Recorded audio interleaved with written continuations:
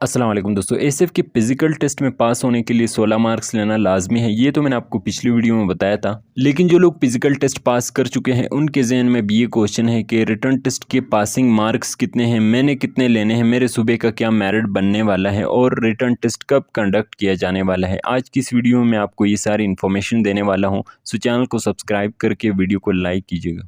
दोस्तों ये तो किसी को नहीं पता कि कौन रिजेक्ट होने वाला है या कौन सेलेक्ट होने वाला है, लेकिन आपकी प्रोविंस के लिए सीट डिस्ट्रीब्यूशन और आपकी ओवरऑल परफॉर्मेंस को देखते हुए हम आपको ये ज़रूर बता सकते हैं कि आपकी फ़ाइनल रिजल्ट क्या होने वाली है। ये ऑफिशियल नहीं, मैं हर साल जब वैकेंसीज आती हैं मैं आपके लिए बनाता हूँ ऐसा चार्ट, ताकि आपके लिए आसानी हो, ताकि आपको पता चले कि अब आपने मज़ीद कितनी मेहनत करनी है किसी भी सीट को पाने के लिए।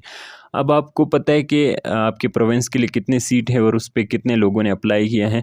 ये वैसे मैंने एक एग्जांपल के लिए बनाया है ताकि आपको अच्छे से समझा सकूं। सबसे पहले तो आप ओवरऑल जो मार्क्स है वो देख सकते हैं कि फिजिकल के 20 है, रिटर्न टेस्ट के 50 है और फिर इंटरव्यू के जो है वो 30 मार्क्स है। इनको कंबाइन करने के बाद ये 100 बन जाते हैं। अब आप नीचे वाले चार्ट में देख सकते हैं, मैंने लिखा भी हुआ है कि आपके जो बलूचिस्तान के लिए कॉर्पोरल के सीट आते हैं वो तकरीबन 30 है या फिर 30 प्लस होते हैं। 30 प्लस भी नहीं होते, 29 होते हैं, 28 होते हैं। अब इस पे कितने लोगों ने फिजिकल टेस्ट दिया है वो तो किसी को नहीं पता, लेकिन हमें ये ज़रूर पता है कि जो यानी इंटरव्यू के लिए जो कैंडिडेट्स शॉर्ट लिस्ट होते हैं वो तकरीबन पर सीट जो होते हैं वो मुझे पता है। इस बारे में मैं ज़्यादा वीडियो लंबा नहीं करना चाहता कि कितने कैंडिडेट्स को इंटरव्यू के लिए बुलाया जाता है, लेकिन प्रोविंस वाइज मैं बता रहा हूँ कि किस सूबे के कितने लोगों को फाइनल इंटरव्यू के लिए शॉर्ट लिस्ट किया जाता है। दोस्तों ये होता है सीट डिस्ट्रीब्यूशन के, किस तरह से एक सूबे के लिए सीट डिस्ट्रीब्यूट किए जाते हैं और फिर उसके बाद इस पूरे प्रोसेस में इन तीनों टेस्ट में काबिल बंदे को सेलेक्ट करके ट्रेनिंग के लिए बुलाया जाता है। आपको पता है कि फिजिकल के पासिंग मार्क्स 16 से कम लिए तो फेल हो जाएंगे आप, ठीक है। उसके बाद बात आती है रिटर्न टेस्ट की कि आपने कितने मार्क्स लिए हैं, कितने पासिंग मार्क्स थे, आपने लेने कितने थे, क्योंकि यहाँ पर रिज़ल्ट अनाउंस नहीं होता ना आपको कोई पर्ची मिलती कि आपने इतने मार्क्स लिए हैं। सबसे पहले तो आप ये देख लें कि आपने कितने एमसीक्यूज़ टिक किए थे। अगर आपने सारे टिक किए थे तो हो सकता है एक दो आपको याद ना हो, आपने 45, 46 या फिर 47 मार्क्स लिए हो।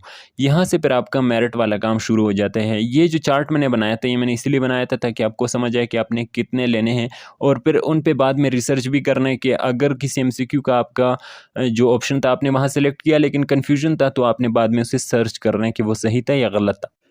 सो यहाँ पर आपको पता चल गया कि फिजिकल में आपने 16 मार्क्स लिए, एमसीक्यूज़ आपने कितने टिक किए थे वो गिन ले, क्योंकि आपको एक एमसीक्यू पे 1 मार्क मिलता है। उसके बाद इन मार्क्स को कंबाइंड कर दे, 70 बनते हैं, 80 बनते हैं, 60 बनते हैं, जो भी हैं।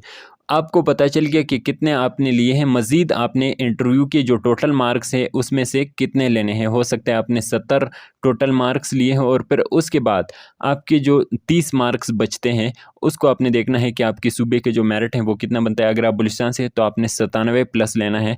अगर आपने 70 कंप्लीट कर लिए तो इंटरव्यू में आपने लेने हैं 27 या फिर 28 मार्क्स, तब जाके आपका कोई शॉर्ट लिस्टिंग होने का कोई चांस है, ठीक है। इसमें कोई सिफारिश वगैरह नहीं चलती। उसके बाद आप देख लें सिंध urban का है 95, उसके बाद 94। इसी तरह यूडीसी का आप देख लें, अगर आप पास होना चाहते हैं, सेलेक्ट होना चाहते हैं, 100 आपको पूरे लेने पड़ेंगे, क्योंकि ये मेरिट पे सीट जनरल मेरिट पे कोई सीट नहीं है। और उसके बाद पंजाब कैपी के इन दो प्रोविंस के लिए इसके सीट रखे गए हैं। एएसआई के सीट हैं बलूचिस्तान में, अगर आप हैं तो आपको 99 मार्क्स या फिर इससे भी हो सकता है आपको 100 लेने पड़े। कैंडिडेट ज़्यादा है और मार्क्स का यहाँ पर कंपटीशन ज़्यादा है।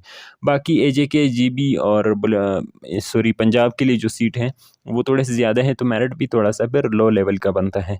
एजेके से कैंडिडेट्स कम है, सीट ज़्यादा है, 7-8 सीट है, लेकिन कैंडिडेट्स हो सकता है कोई 300-400 कैंडिडेट्स हो, लेकिन फाइनल इंटरव्यू में कोई, मुझे नहीं लगता कोई 70 से ज़्यादा लोग बच जाएंगे।